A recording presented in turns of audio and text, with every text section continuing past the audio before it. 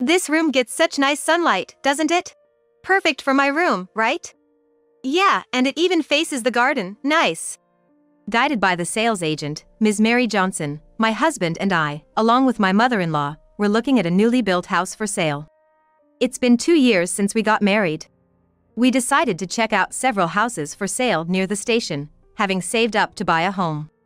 My husband and mother-in-law seemed to really like this new property with its many rooms. Please feel free to check out the second floor too. As the three of us started heading towards the stairs, Ms. Johnson grabbed my arm. She then said, "Can I have a word with you?" and took me outside. After a deep breath, she spoke earnestly. "I'll get straight to the point. Your husband, he's having an affair." Hearing this shocking truth, my world went dark. The sound of my shattered trust echoed loudly in my head. Thank you. I'm glad you're our agent. Could you help me out a bit? First things first, I need to investigate my husband. I'll gather evidence and bring down my traitorous husband. I'm Aria Davis, 41. A working housewife in my second year of marriage. Approaching my 40s and earning a decent salary in sales, I wasn't too interested in marriage. Maybe because many of my friends were enjoying their single lives. My husband, Owen, 5 years my junior, was a colleague from the same company and a drinking buddy for about 4 years. In our company, we had a close-knit group of drinking friends from various departments and ages, meeting several times a week for meals and drinks. What do you do on your days off, Aria?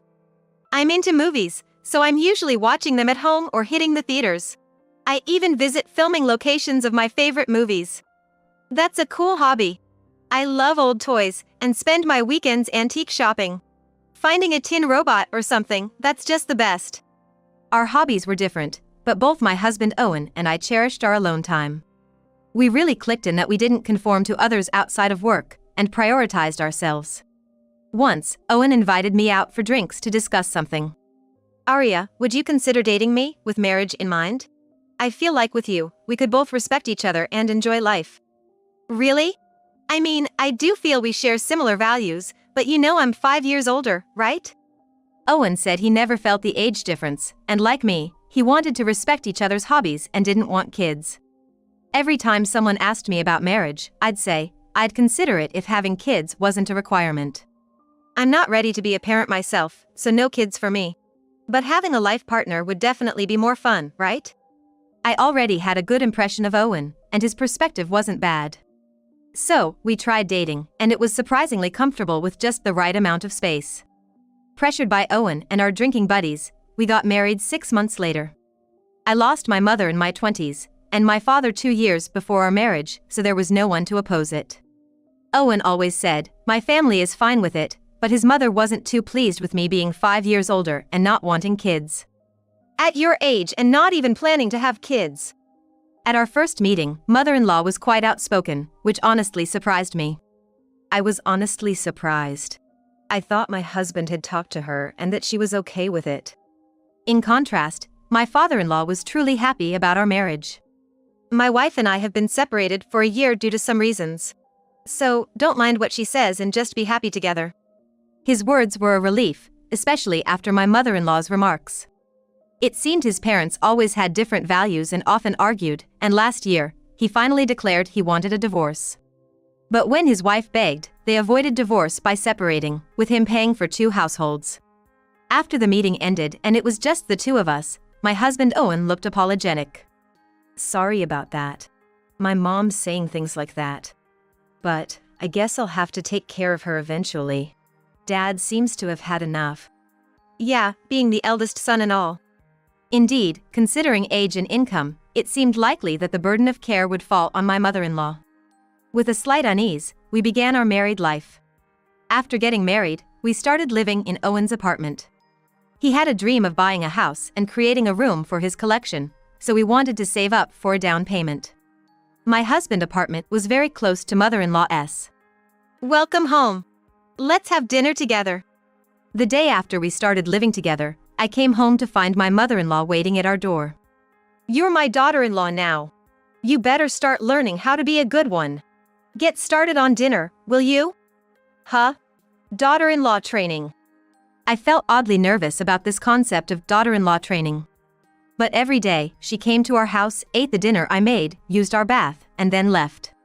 The training involved complaints about my cooking and housekeeping, annoying remarks like "don't you want kids?" or "you can't do much for your age, can you?"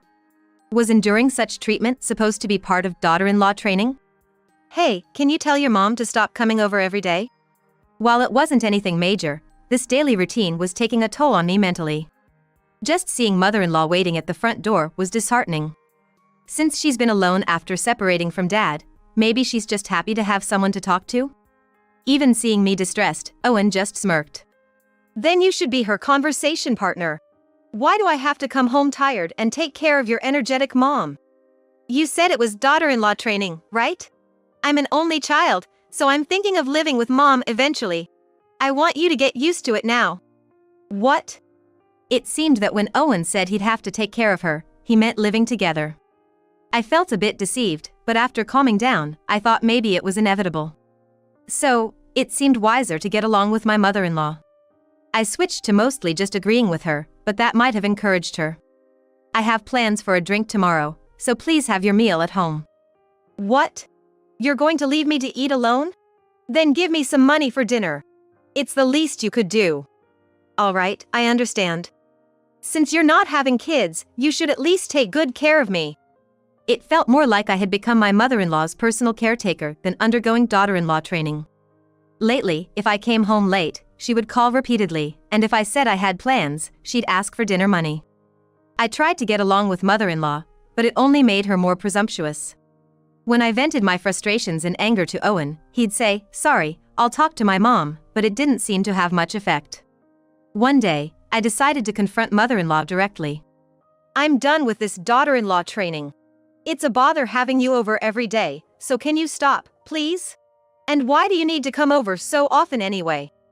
Surprised by my blunt words, mother-in-law looked shocked. I braced for a retort, but she just shrugged and pouted. What can I do? Your father only pays for rent, so I don't have much money. My part-time job doesn't pay much. Don't be so stingy about a meal and a bath. I felt like I'd been let down. My mother-in-law worked part-time, and my father-in-law covered her rent. I thought she could manage her finances just fine, but she had a penchant for fashion. She'd often brag to me about her expensive clothes and shoes. Oh, I see. So you were coming over to save on food and utility bills. I was utterly astounded. She had been simply using our place for her convenience. It would have been better if she had been upfront from the start, but even then, it was a nuisance. Please stop this. If you continue being selfish, I'll talk to my husband about moving far away. Heh, you sure know how to talk for a 40-year-old. How about we make a deal? In exchange for not coming over, you secretly give me some money without telling Owen. My mother-in-law's request was $1,000 a month. It seemed a small price to pay for peace. I thought of it as just starting to help out earlier than expected. After that, I got the marriage life I had always dreamed of. My relationship with my mother-in-law improved, and we would go out for meals together once a month. This was the perfect balance. What did you say to Mom? Our relationship has improved a lot, and leaving it to you was definitely the right choice. We just had a good talk. I had bought daily peace with money. With my mother-in-law no longer coming over, Owen seemed more relaxed and even started going out for drinks on weekdays with friends other than his work buddies. On weekends, we each did our own thing and went out to eat together when convenient. It seemed like there was nothing out of the ordinary, just peaceful and happy days. Little did I know, an unbelievable plan was being hatched behind my back. Nearly 2 years into our marriage, Owen suddenly suggested looking at houses. There were several for sale near a station 2 stops away. A friend told me about them, and they were really nice.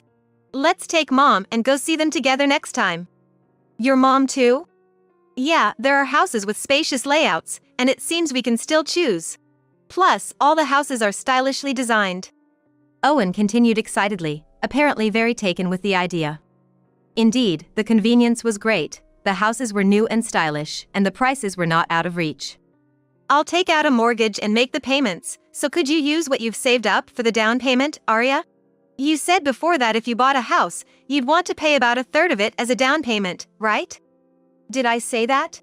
It depends on the price, but yeah, if we really decide to buy, I'd like to contribute a significant amount. All right, then let's go see them on our next day off. Eager to move forward, Owen called his mother right away, and we arranged to go out, all three of us, that weekend.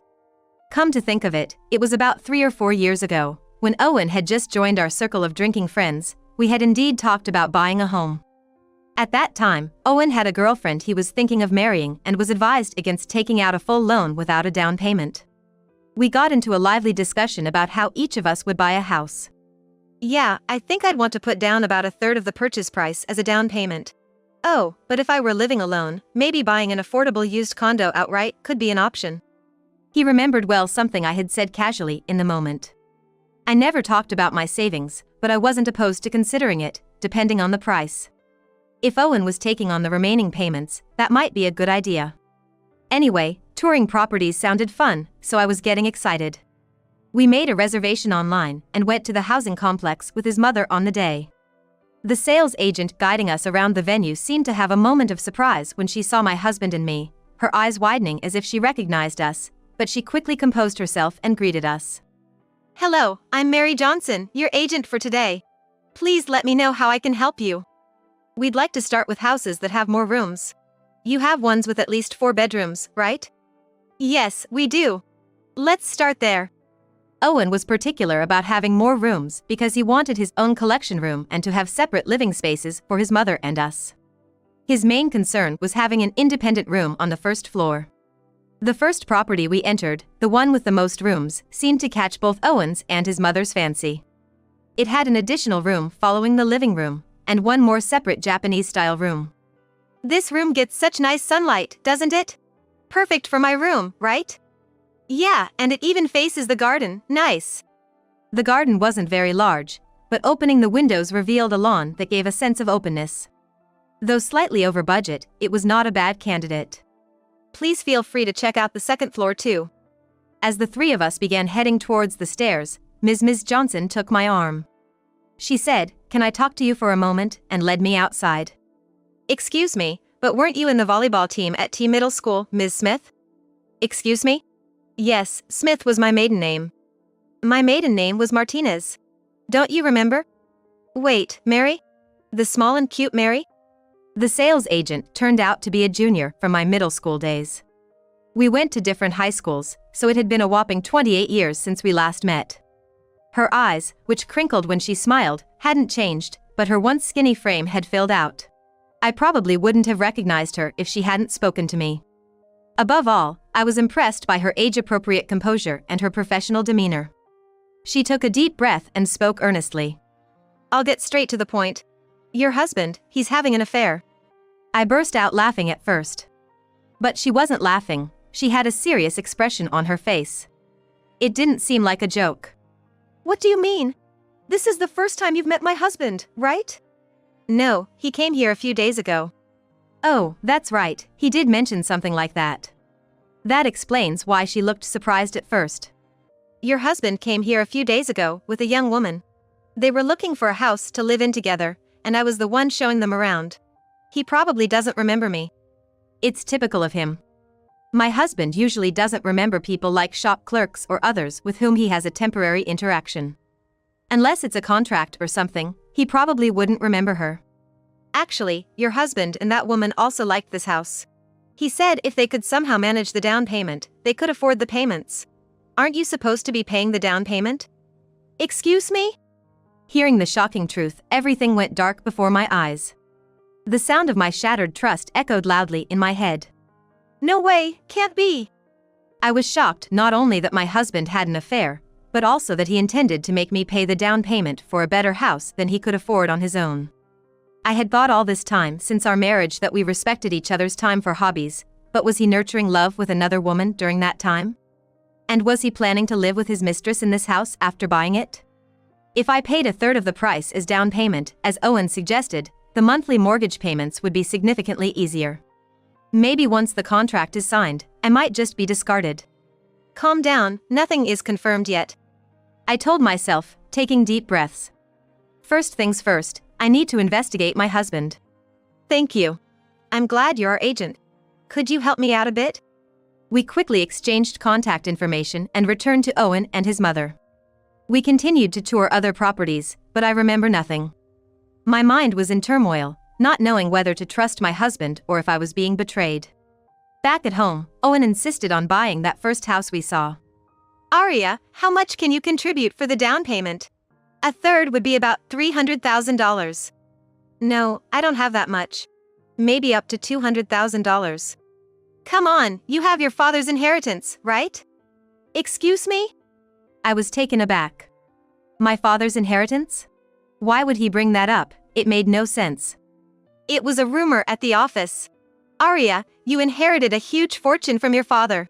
It would be much easier if you paid half. Ah, indeed, a few years ago after my father passed away, such rumors had amusingly spread around the office. Could that have been his motive? Even if we decide, I want to take another 1 or 2 looks, thinking of living there. We also need to consider buying new furniture and appliances. Yeah, we'd want to buy new furniture to match that house. Let's go again next weekend.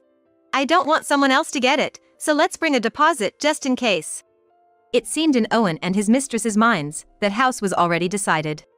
If this is true, I'll gather evidence and bring my husband down to hell.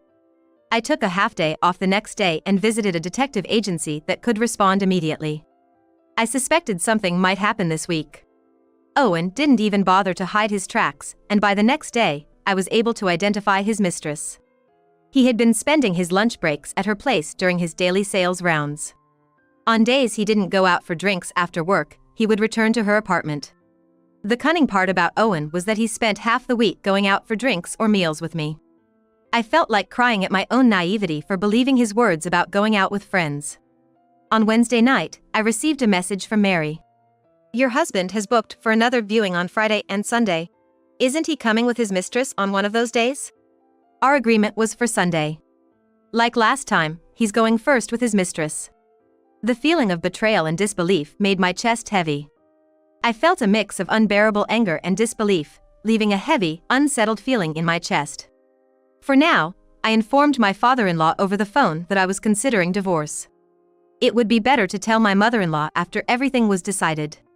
I'm really sorry for my foolish son. If you're planning to confront them on Friday, I'll join you. It's not fair to be 2 against 1. His words were comforting, and I decided to let her father scold her in front of the mistress. Then came the decisive Friday. I met my father-in-law at an old coffee shop near the station after work. As we walked towards the housing complex, Mary called. He's arrived, but your mother-in-law is with them. My mother-in-law too? Yes, she was introduced as the lady's sister just now. I was speechless. What does this mean? Why are the 3 of them together? How long had my mother-in-law known about Owen's affair? My mind was swirling with questions. My father-in-law was next to me, holding his head in his hands. I was really glad he came with me today. We quickened our pace towards the property, exchanging glances. Quietly opening the door, my father-in-law and I searched for them. We heard their cheerful voices coming from the living room. Someday, we'll spend time here with our grandchildren. I'm looking forward to it. Those words hit me like a punch. Was the real reason Owen wanted a house with more rooms to ensure a space for children? I gathered myself and entered the living room. Though I had braced myself, seeing Owen with another woman was still a shock. Owen, what is this? Who is this woman? I couldn't hide my anger as I glared at him. Before Owen could respond, my father-in-law's angry shout filled the room. Owen! Abigail! What are you 2 planning? Who is this woman? Speak up! Owen jumped in surprise, uttering a yelp when he saw me and my father-in-law. My mother-in-law trembled, then collapsed to the floor, looking up at us. You! And Aria, why are you here? Owen must not have expected his affair to be discovered. Nor could he have imagined being confronted with both his mother-in-law and mistress present. Sorry, ma'am, I told your husband that you were here with your family. His sister, right? Mary's superb acting impressed me even in such a situation. Owen and his mother-in-law just hung their heads, saying nothing. You were planning to make me pay for this house's down payment and then discard me, weren't you? To get the house in your name and pay off the rest of the mortgage. That woman there, she's Eleanor, the one you were previously thinking of marrying, right? How do you know all this? I hired a detective agency. They recorded your unbelievable conversation with her. We should have had this conversation at home. I played the recording from a family restaurant conversation for everyone. It contained Owen's despicable words, "Sorry for making you wait 2 years. Once she pays the down payment, I'll tell her I want kids and get a divorce. She's too nice, so she'll probably step aside. I can't let go of my mom, she's my cash cow, but if she becomes too much to handle, I'll put her in a facility." Hearing this, my mother-in-law, who had been sitting on the floor, looked up. "Cash cow? Were you planning to take my part-time earnings once we lived together?" My father-in-law answered for my silent husband. "No, I was paying Owen to take care of you. If you ever ran into financial trouble, he was supposed to help out with the extra $1,000 a month I sent along with the rent." "What? I never heard of this, nor received any money. So, you were saving it for me?" Owen began to sweat profusely. Well, that was... Wait, the $1,000 you've been giving me for saving up to buy a house."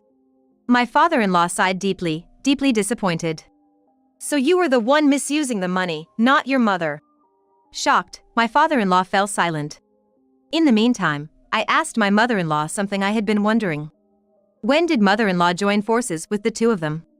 Recalling the days of daughter-in-law training, it seemed unlikely she had been deceiving me from the start. "Not long ago, Owen told me to cooperate for the sake of a house and grandchildren. I'm sorry, so sorry." My mother-in-law trembled, seemingly frightened by my father-in-law's gaze. "You, Owen, have been making Arya send you money. I'm fed up with your reckless spending and lack of common sense. I won't show any more mercy. This time it's divorce for sure. Please don't leave me." My mother-in-law cried out, looking as if her lifeline had been cut. Ignoring her, my father-in-law confronted Owen. Maybe he knew something like this would happen and came with me. "You turned out to be worse than her. I'm disappointed. I'm cutting ties with you both. I want nothing more to do with you." His angry voice echoed through the new house. I almost felt sorry that our negative energy might linger in this house. "No, Dad, it's a misunderstanding." Owen tried to make excuses, but I was reaching my limit. Grateful to Mary for tactfully leaving the room, I knew I had to end this debacle quickly. "Enough. When did you start planning all this? I have plenty of evidence of your affair, so don't think you can escape." I confronted Owen. Then Eleanor, his mistress, who had been watching us with annoyance, smirked and spoke up. Just tell her. We've been using you for our happy marriage. You're single and rich, right? Since Owen gave you such a nice dream, just pay the down payment, will you?" "So, my marriage to you was part of your plan? Did you really think Owen would seriously fall for an old woman who can't even have kids? Poor you." My fists clenched. I couldn't forgive Eleanor, who was smirking as if she was watching from a higher ground. I couldn't stand being ridiculed by such a woman. "You talk about me as if I'm a loser, but are you okay? I'll be claiming alimony from you too." "What? I can't pay." "Well then, maybe your future husband Owen can." Eleanor looked at Owen in surprise. I took the opportunity to address Owen. "Owen, I'm divorcing you. I'll be claiming $100,000 in alimony from the two of you, so sadly you'll never be able to buy a house." "What? I had a fairly enjoyable marriage, but for you, it was just a waste of time and money. By the way, I've already consulted with our colleagues at the office." Owen's face turned pale. He probably thought I would quit my job after the divorce. "Wait. We had a good 2 years, right? Please, no alimony." Owen desperately begged, kneeling down. "Your collection at home might fetch some money." My husband's expression suddenly turned startled, and he began to apologize. "Please, not that, forgive me." No matter what Owen did or said, I felt nothing. Eleanor, now on the losing end, pouted. So, I had to say a word or two to Eleanor as well. "You too, Eleanor. It's sad you waited 2 years only to end up paying alimony. Maybe you'll be happy with penniless Owen. If you can." "What? What are you going to do?" Eleanor's face turned red as she lunged at Owen. As the two of them started their lovers' quarrel, I had one last thing to say to my mother-in-law. Speaking slowly and loudly as if to a child. "You'll hear from my lawyer about what happens next. Also, the money you've been sending to your mother ends now. From next month, Owen will have to support you." My father-in-law and I left the arguing trio behind and walked out with a sense of relief. Needless to say, we headed straight to a pub near the station and raised a toast to celebrate. Afterwards, I got the lawyers to claim alimony from Owen and Eleanor, and surprisingly, the divorce was settled smoothly. Owen apologized multiple times, but I couldn't forgive him. The affair, naturally, became a topic at the office, and Owen, feeling uncomfortable, quit his job. I thought Owen and Eleanor would finally get married, but their relationship ended anticlimactically. Eleanor probably didn't want to wait another 2 years. It turned out Eleanor was already seeing someone else. After berating Owen, she left him, only to be dumped by her other partner when he found out about the alimony claim. It really was a case of much ado about nothing, or however you might call it. My mother-in-law, faced with divorce from my father-in-law, couldn't pay the rent anymore and moved into Owen's apartment. My father-in-law had already moved far away and cut off all contact with them. It's uncertain how long my spendthrift mother-in-law and jobless Owen can stay in that apartment. I used the alimony from both of them and my savings to buy a 2-bedroom apartment outright. Of course, a property recommended by Mary's company. With my father's modest inheritance, I can live comfortably even after retiring. For now, I'm not interested in love or marriage, but marriage wasn't as bad as I imagined. So, maybe one day I'll meet a partner who truly loves me and wants to share life with me.